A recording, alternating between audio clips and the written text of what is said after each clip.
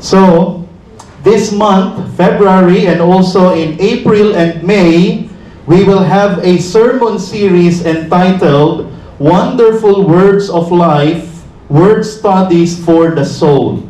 Wonderful Words of Life, Word Studies for the Soul. So this month, we will study some of the most meaningful, encouraging, and life-giving Hebrew and Greek words found in the Bible. I firmly believe that these words will nourish, strengthen, and bring healing to our souls. Hence our theme, Wonderful Words of Life. These words, these Hebrew words, these Greek words will bring life to our souls. As I have mentioned many times already, the Bible was originally written in 3 languages. Hebrew, so most of the Old Testament, Aramaic, portions of Daniel written in Aramaic, and Greek. So the entire New Testament was written in Greek. So some Hebrew and Greek words, however, do not translate perfectly into English.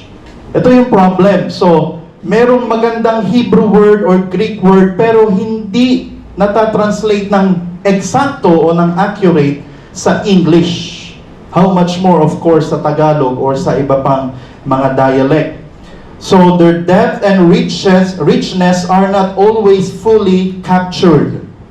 That's the sad thing, no? But of course, 99% of us, we cannot read Hebrew and Greek. So, we need to have this series so that we will understand more about these Hebrew and Greek words. So, my goal is to explain these words carefully and clearly so that we may hear, understand, and grasp the author's intended meaning as accurately as possible. So sayang naman yung intention ng author, ng writer, if we will not fully understand the Hebrew and the Greek words that we will study.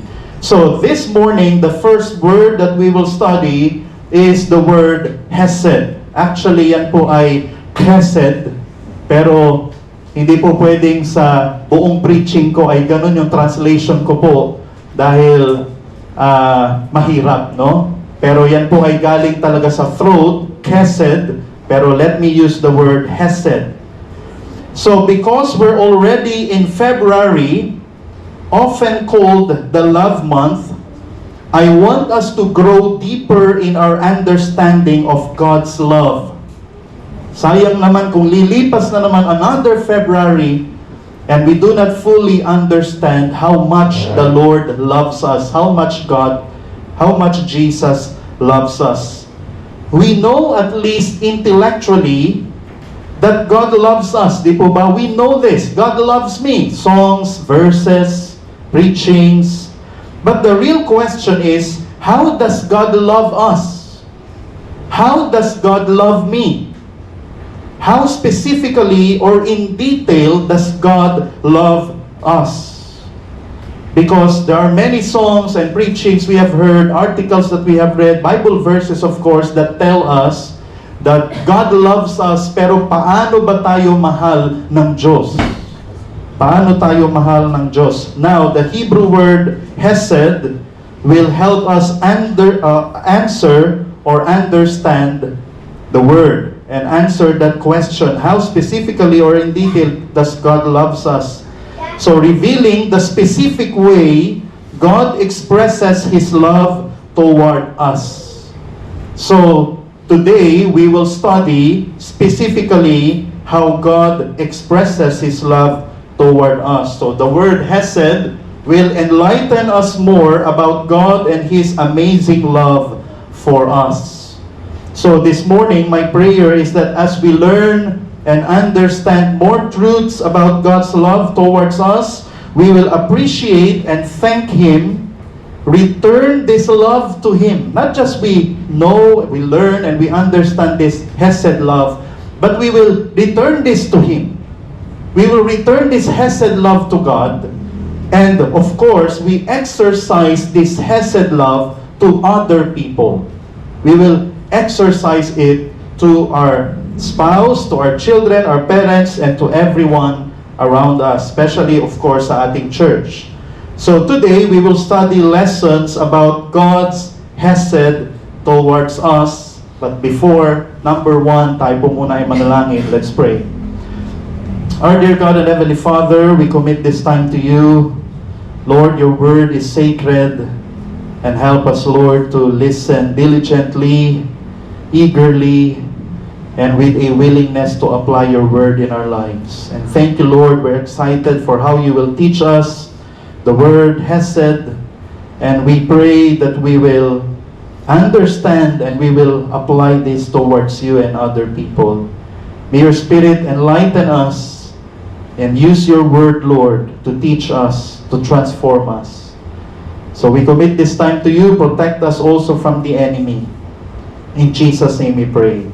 Amen. So number one is the definition of hesed. The definition of hesed. Of course, we need to understand this word before we go to the application. Di po ba? Application towards God or to other people, we need to understand this word first. So the word hesed is used in the Old Testament nearly 250 times, and 127 of which are in the Psalms. So 26 times in Psalm 136 alone. So buksan natin Bible natin doon, Psalm 136. Meron po yung 26 verses, that song or that chapter, and 26 times din po na ginamit dyan yung word na hesed. So in Exodus 34, dito po muna tayo magsisimula. In Exodus 34, 6 to 7, God described Himself as possessing hesed. So sabi sa King James Bible, and the Lord passed by before him and proclaimed, the Lord God, merciful and gracious, long-suffering and abundant in goodness, ginamit po doon yung word na hesed, and truth, keeping mercy, hesed din po yun in the original, for thousands of generation, forgiving iniquity and transgression and sin, and that will by no means clear the guilty, visiting the iniquity of the fathers upon the children and upon the children's children unto the third and to the fourth generation. So, God is speaking here, Yahweh is speaking here, and He said about Himself that He is abundant in hesed and keeping hesed for thousands of generations. So here, the word hesed is translated as goodness in verse 6 and mercy in verse 7. So just an information about this word, God's hesed is one of His most beautiful and remarkable traits. And in this verse, God described Himself as abundant, nag-uumapaw, hindi lang sakto, but nag-uumapaw sa hesed, and nagpapanatili, pinagpapatuloy ang hesed in thousands, in many generations. So, the word hesed is translated into a lot of words. Diyan, makikita natin sa Bible, depending on the context and Bible translation. So, love, kindness, care, loving kindness, no, pinagsama yung love and kindness, grace, mercy, goodness, favor, benevolence, or goodwill, pag sinabing benevolence, faithful, steadfast love, loyalty, devotion, compassion, and pity. So, napakaraming ibig sabihin or translation ng word na hesed. But according to authors, preachers, and Bible scholars, the best and most accurate translations of hesed into English are loyal love. Okay, let's remember that. Loyal love, steadfast love, actually yun yung gamit sa ESV, English Standard Version, steadfast love, faithful love. So that's the best translation of this word. Not just love, not just loving kindness, not mercy. Those are also true. They are under the branch of loyal love. That's the best translation for this word. So actually, there's another word, covenant love. So covenant love is another good translation or better translation for this word. So the word hesed is just one word in Hebrew, but combines the idea of loyalty, love, and covenant faithfulness. Pagiging matapat sa pangako, pagiging matapat and trustworthy, katiwa-tiwala. And from that being loyal comes love. Or it can be the other way around. I love you, that's why I will be loyal to you. Or, sabi ko nga sa una, I'm loyal to you, and I'm faithful to my promises. That's why I will love you continually. So that is the explanation of this word, hesed. So to better understand hesed, of course, we need to consult a Hebrew scholar. Okay, so Dr. Daniel Isaac Block, a theologian, Bible teacher, and Hebrew scholar at Wheaton College for more than 50 years, said this about the word. And I hope we will remember this. So hesed is that word that describes a person's commitment to a people in significant relationship with himself. So a person being faithful to another person. Hesed at base is a person's commitment to another person, demonstrating that commitment in actions in the interest of the other person. Nakuha po ba natin? So I am loyal to you, I am faithful to you, therefore everything I will do for your interest. All that I will do, all that I will give you is in harmony with my faithfulness or commitment to you. Napakaganda ng meaning ng hesed, no? Hesed is demonstrating covenant commitment through actions in the interest of the other person. So I will do this good thing to you, I will love you, I will care for you, I will show my blessings and favor upon you. Why? Because I want to be faithful to my promise. Okay, I'm committed to my promise to you, to my vow to you, so everything I will do for your sake, for your benefit. Okay? So this is very rich, this word. No? And, sabi nga dyan sa Exodus 34, God is like this towards us. God is hesed, abounding in hesed towards us. He is faithful, and therefore, He will do everything towards us for our benefit, for our interest.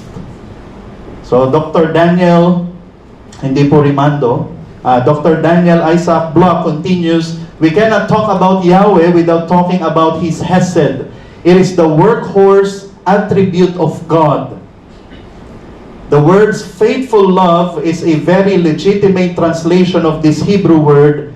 Hesed drives God to act in our interest, and in relation to us, tayo naman towards God, drives us to act with God's interest in mind out of loyalty to Him. Hesed is covenant commitment in action.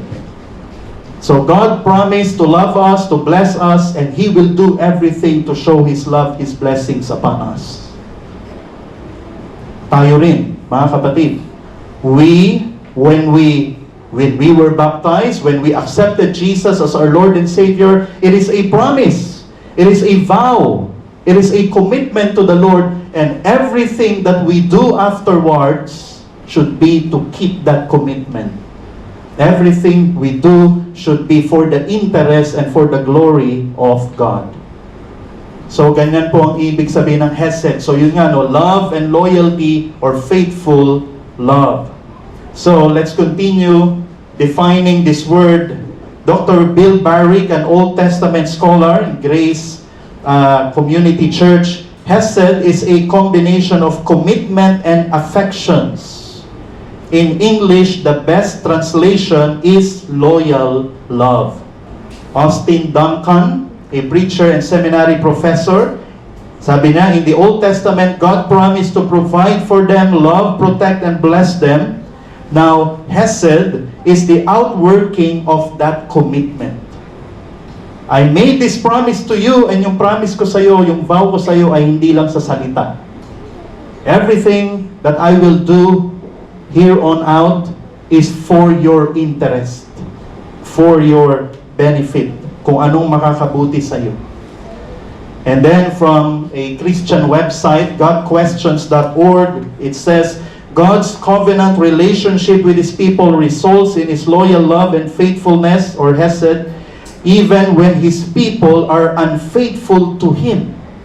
Ito yung maganda sa word na ito. Even when we are unfaithful to Him, to the Lord, but He will remain faithful to Himself, He will remain committed to His commitments, therefore, He will continue to love us. Naintindihan po ba natin? Yung Hesed ng Panginoon sa atin ay hindi nakasalalay sa atin. Magiging Hesed lang ako kay Dulce. If Dulce will continue to be a good girl, a good woman. No? So, hindi ganun. Even in our sins and our shortcomings, God's Hesed will be upon us. Amen po ba? Diba? God's faithfulness will remain even if we do not. So, practicaltheologytoday.com, sabi din, Hesed is a quality that moves someone to act for the benefit of someone else without considering what's in it for me. Grabe, no? Minsan, before we do something, ano ba makukuha ko dyan? Before we do a good work towards someone, ano bang makukuha ko dyan pag nagpakita ako ng kabaitan dito kay pare, kay mare? Ano bang makukuha ko if I do this? But Hesed love is not like that. Okay? So we act for the benefit of the person even though we do not get anything in return. That is Hesed. And then another is author Michael Card. Si Michael Card, may book siya that explains Hesed. When the person from whom I have a right to expect nothing gives me everything. Grabe ang Hesed, no? A person, I do not expect anything from him or her, but he gives me everything. He gives me everything. That is Hesed. So the principle that we can learn here, Hesed is exercising love, care, and kindness to another person out of loyalty to that person and faithfulness to a promise made to that person. I made a promise to you, and because I made that promise to you, I will keep my promise, and I will do everything I can to do my promise, to fulfill my promise to you. Because I love you, I will fulfill my promise to you. So, ganyan ang Hesed ng Panginoon sa atin. He loves us, He cares for us, He's kind to us, even though we sin, even though we have shortcomings. Why? Because He's faithful to Himself. He's faithful to His own character, to His own attribute, to His own identity. So, whatever we do, the Lord will continue His Hesed towards us. So, Hesed is more than just mercy, loving kindness, or care. It is love and benevolence, or goodwill or favor to a person out of covenant commitment, not based or dependent on the merits of that person. Let me repeat. Not based or dependent on the merits of that person. Kasi kung nakasalalay sa merit natin, yung Hesed ng Panginoon sa atin, naku po, wala na. Wala nang Hesed ang Panginoon sa atin. Ititigil na niya. He won't continue anymore. Because we know what kind of person we are. We know our sins, we know our shortcomings, but the Lord's Hesed continues because He is faithful to Himself and His Hesed is not dependent on us. Amen po ba? I hope that we are happy. This is good news. This is good news because despite our sins, our failures, God's hesed will be upon us. So this is God's love for us. This is the kind of love from God that we celebrate this month.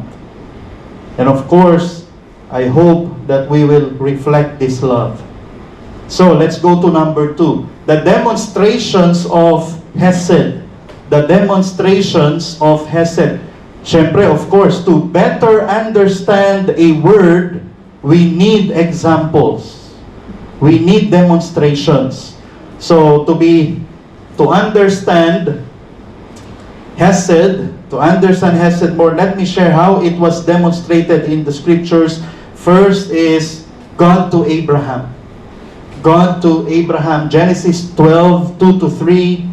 Deuteronomy 35. Buksan natin Bible natin dyan. Genesis 12. Let's be reminded of God's covenant. The Abrahamic covenant. Okay, so Genesis 12, 2-3, it says, "And I will make you a great nation, and I will bless you and make your name great, and so you shall be a blessing.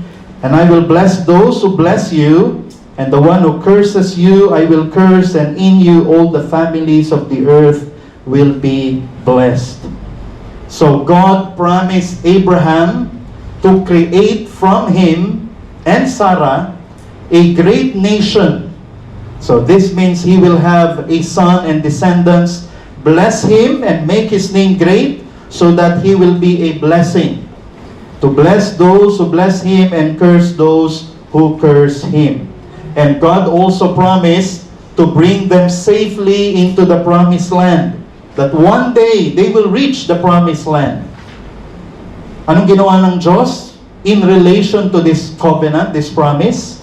God protected, guided, and provided all the needs of Abraham, his son Isaac, and Jacob, his grandson, and the rest of their descendants in order to fulfill this Abrahamic covenant. Ang Panginoon, hindi lang siya nagpangako. Gumawa ng covenant. God fulfilled this covenant. And actually, until now, God is still fulfilling this covenant for the people, for the Jews, for His chosen people. So God did wonderful, miraculous things to fulfill His promise. All the miracles actually are part of God showing His hesed love to His people. All the miracles, the Red Sea, everything else, yung may lumabas na tubig sa bato, all of this, and the pillar of clouds, pillar of fire, all of this part of God's hesed towards His people. So number 2, Jonathan to David. Jonathan to David. Jonathan, alam natin itong friendship na to, no? Jonathan made a covenant to David out of his love for him. He promised to warn David of danger. If someone is out to kill you, I will tell you. And then intercede for David before Saul if nahuli ka and your life is nasa kamay na ni Saul, I will beg my father to be gracious to you, to be merciful, not to kill you. And to risk his own life and reputation for David's safety. And verse 4, ito yung matindi, no, also stepped aside to make David the future king. Even though Jonathan is the son of Saul, siya dapat ang susunod na hari, but he stepped aside for David to be king. So we can see here, Jonathan's loyal love drove him to do all of this. Not just making a vow, not just making a commitment, but he followed up. He did all of this to fulfill his covenant. So si Jonathan naman, on the other hand, Jonathan requested David to be kind to his house forever. So please, sana maawa ka sa lineage namin ni Saul. Kasi si David, of course, kalaban ni Saul. But please be kind to us. No? Sabi ni Jonathan kay David, please be kind to our house forever. And David fulfilled this in Mephibosheth in 2 Samuel 9. So we can see Jonathan and David showing hesed or loyal love for one another. Let's go to number 3. Ruth and Naomi. Ruth and Naomi, katatapos lang ng series natin, no, sa Ruth, 4 Sundays, and we learned this.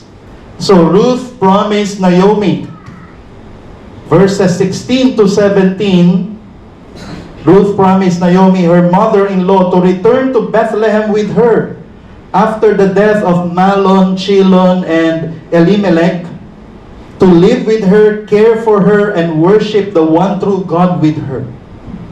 That's Ruth's promise to her mother-in-law, Naomi. And Ruth fulfilled her promise and did and gave everything to ensure a better life and future for Naomi.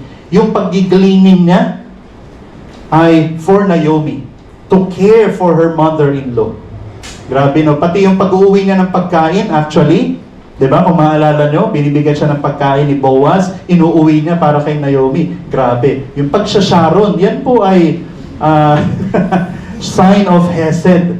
Ayun, sa ating mga mahal sa buhay. Kaya intindihin po natin yung mga nagsasharon. Okay? Si Dulce, intindihin natin. De, joke lang. Marami pang iba. Ayan. Sige, so, gleaning for food, obeying Naomi's instructions. Diba? Nadaanan natin yun. Talagang step by step. Very detailed. Ruth obeyed the instructions of Naomi in order for them to secure Naomi's inheritance. And the name, of course, mapanatili. No, yung name ni Elimelech, and para sa kanila mapunta, hindi sa ibang tao, yung inheritance sa name or sa lineage ni Elimelech. So, makikita natin what Ruth did, and actually, Boaz himself recognized and praised Ruth's hesed towards Naomi.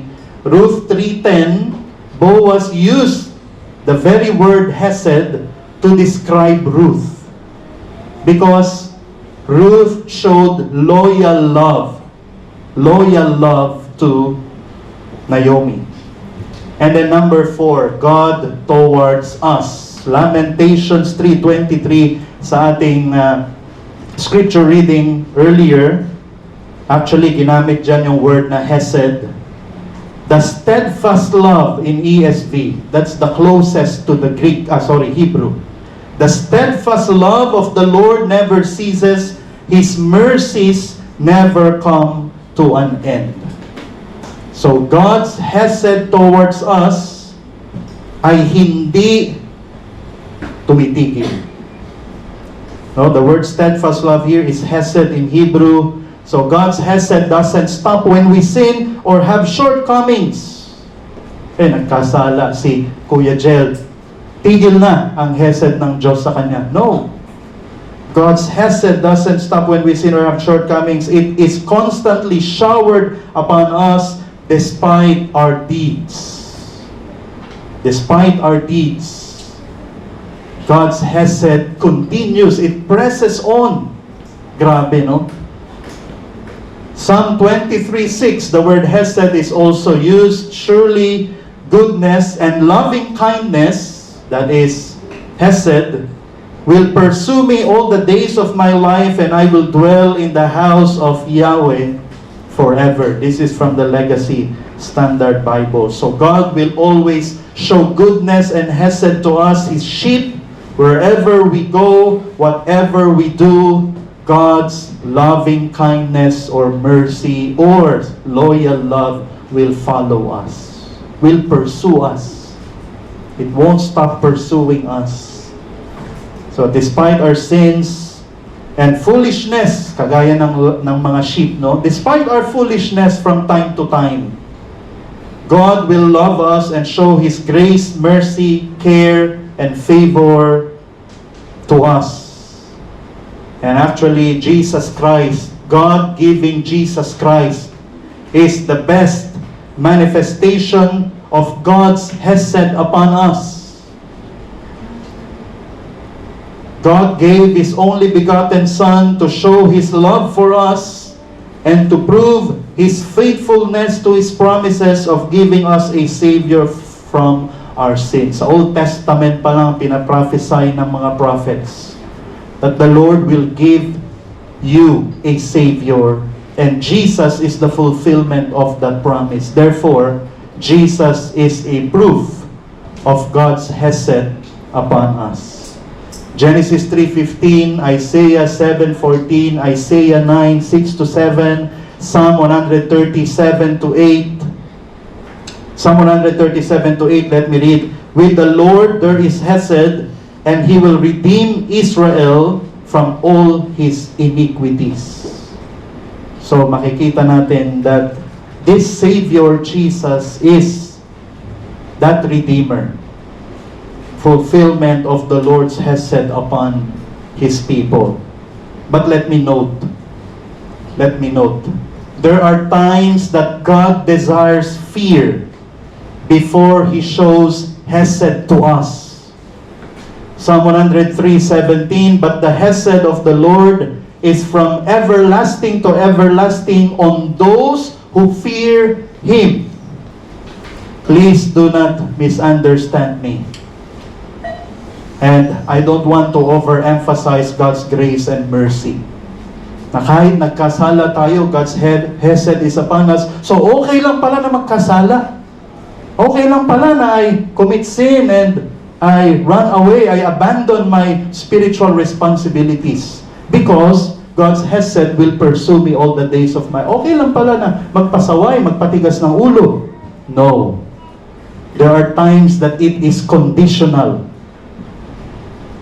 Sabi dito, on those who fear Him.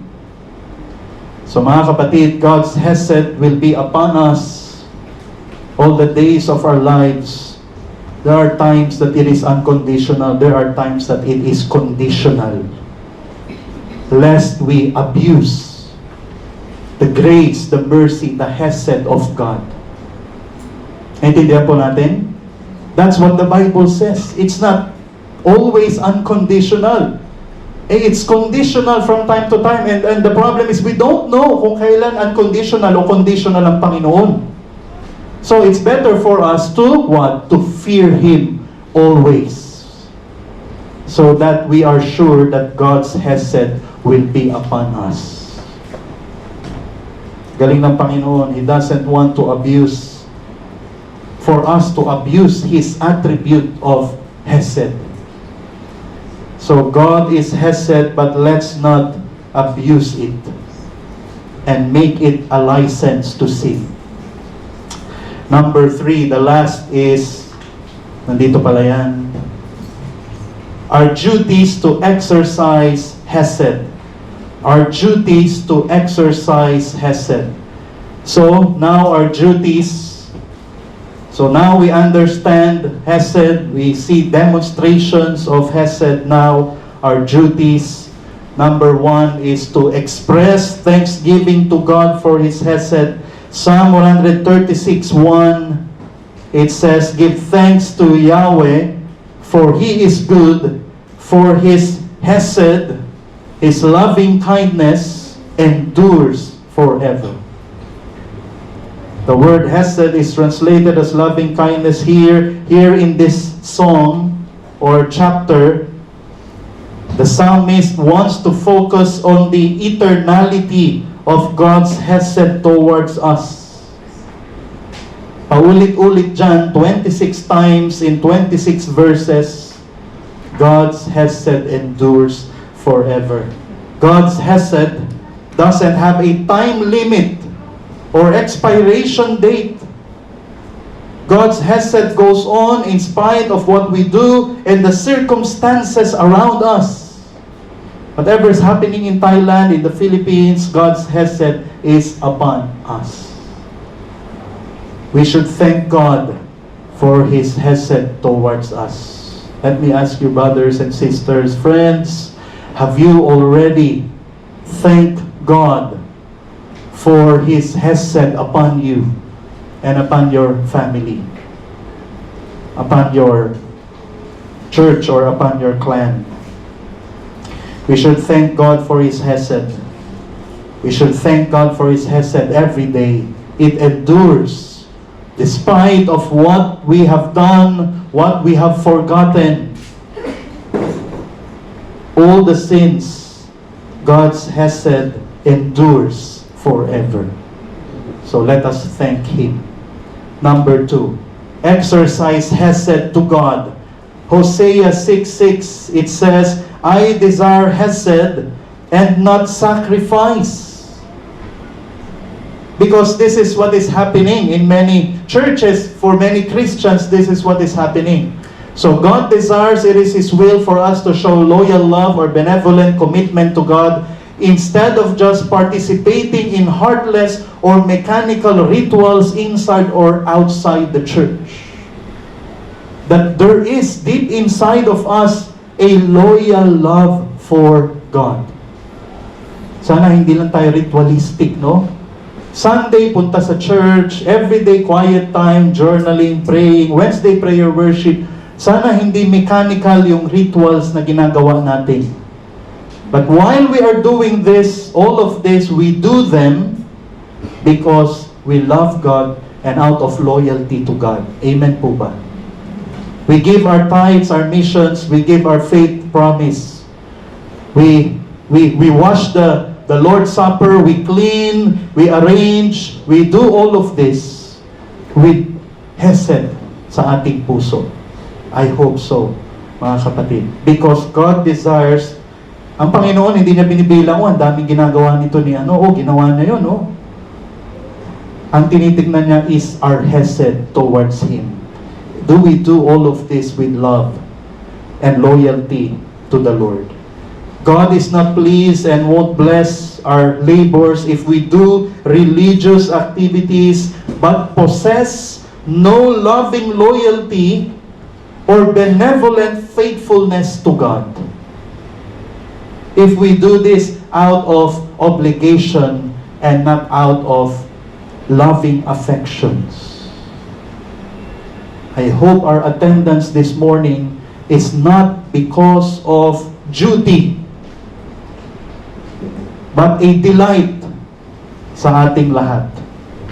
A delight that we're glad to be here. I'm here because, not because I have to, but I'm here because I love to. Diba? Sabi ko nga, there's an ocean of difference between I have to and I love to or I want to. So I hope that when we serve the Lord, we do all of this, we attend all of this, we do out of hesed towards God. And then number 3, extend hesed to other people. Extend hesed to other people. Micah 6:8, He has told you, O man, what is good, and what does Yahweh require of you? Maybe some of us, ito yung life verse ninyo, nandiyan ang word na hesed, to do justice, to love hesed, and to walk humbly with your God. We should love hesed.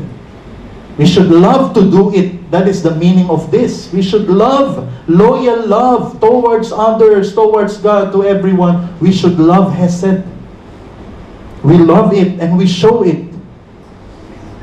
So, do justice, love hesed, walk humbly, to be humble before God. Yun ang ibig sabihin nito. Let us show hesed to one another. Zechariah 7:9, thus has Yahweh of hosts said, judge with true justice and show loving kindness or hesed and compassion each to his brother. Sana po mga kapatid, we show hesed to one another. In this church, we show hesed to one another. Tignan natin yung katabi natin. Please show hesed to your sister or brother in Christ. Some of you ay magkakatabi ang mga mag-aasawa.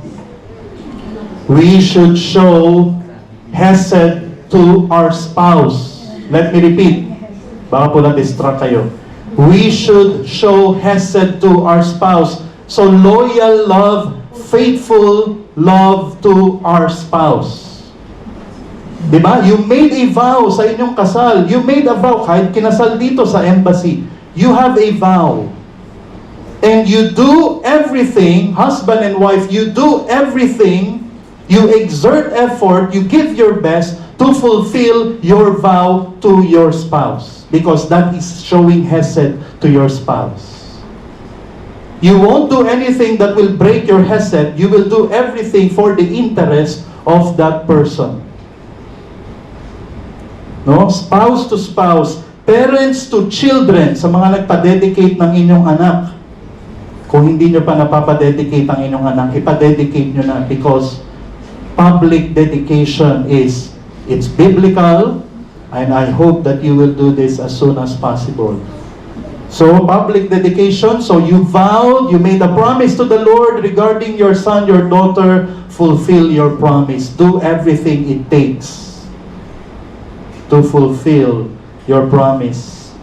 So, believers to church leaders, fellow believers, believers to fellow believers. Diba? Once we enter a church, a membership, there's a membership form, but papel lang yon. We enter a covenant between the Lord. Nagpabaptize tayo o tayo po ay tumanggap sa Panginoon o nagsabi tayo magpapamember na sa BHBC. That is entering a covenant and commitment to the church, to the Lord first and second to the church. We need to fulfill, we do everything to fulfill our covenant, our commitment to the Lord and to the church. Believers to enemies, believers to the lost, we should fulfill our promises. Do everything it takes. Ang Panginoon, He had to give His only begotten Son to fulfill His promise. If that's what it takes to fulfill your promise, we do everything to fulfill our promise out of love or out of loyalty. In conclusion, brethren, this is how God loves us, with a loyal, faithful, kind, merciful, and eternal kind of love. Let us give glory to God for His hesed upon us. This is a specific way God loves us, with faithful, covenant-committed love. Let us give glory to God. Everything we do for the glory of God. And may we also be identified as people who possess hesed. Nawa, when people look at us, I hope, I pray for myself and for all of us, that we will be people who possess hesed, loyal love, faithful love.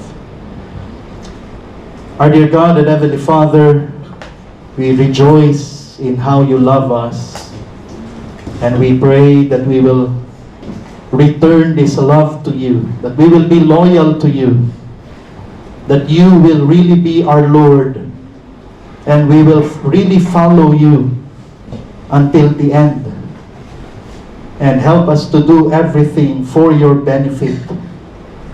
And Lord, I pray for each one this morning, couples, singles,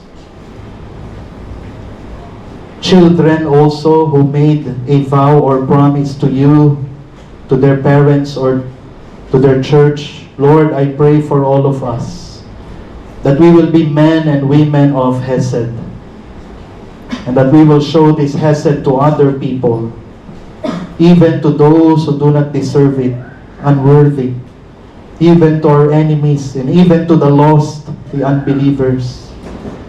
We pray, dear Father, that we will show hesed to you all the days of our lives, that we will be loyal to you and love you, that you will be our delight. And so, Lord, we pray for all of this. Help us, Lord, to remember and apply your word in our lives. In Jesus' name we pray. Amen and amen. Next week, we will study the Greek word agape. No? So, for this morning, we will have our Lord's Supper. We will continue with the Lord's Supper. Let us open our Bibles to the book of 1 Corinthians chapter 11. Tayo po lahat ay magsitayo as we read this. 1 Corinthians 11:23 to 30. Let us read the passage before we continue with the elements. 1 Corinthians 11:23 to 30. Salit-salitan po, basahin natin with understanding. Verse 23, "For I received from the Lord that which I also delivered to you, that the Lord Jesus, in the night in which He was betrayed, took bread.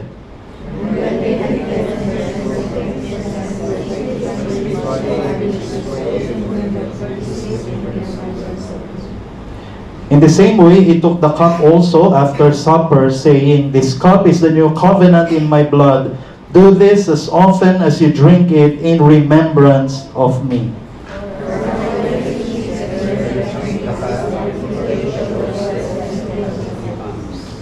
Therefore, whoever eats the bread or drinks the cup of the Lord in an unworthy manner shall be guilty of the body and the blood of the Lord.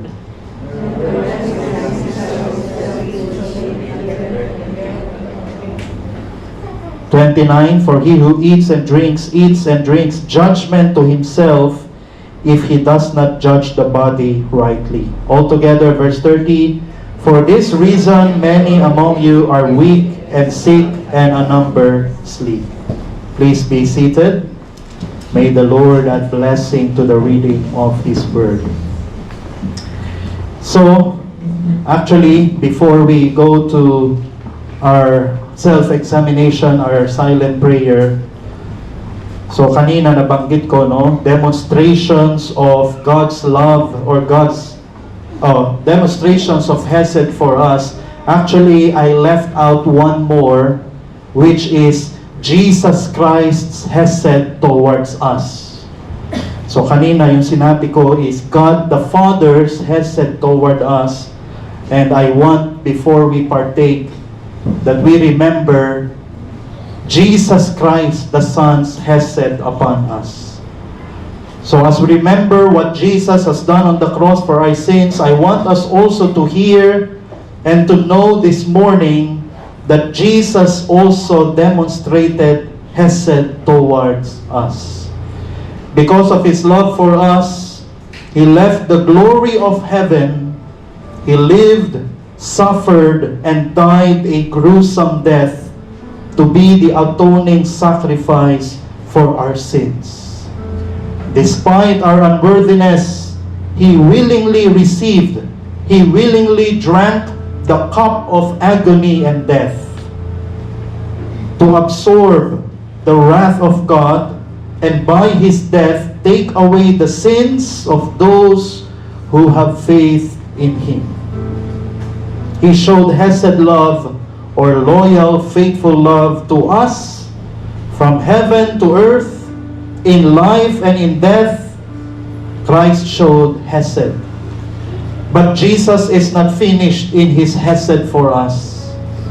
One day He will come again to take us to heaven with Him, to be with Him, to worship Him for all eternity.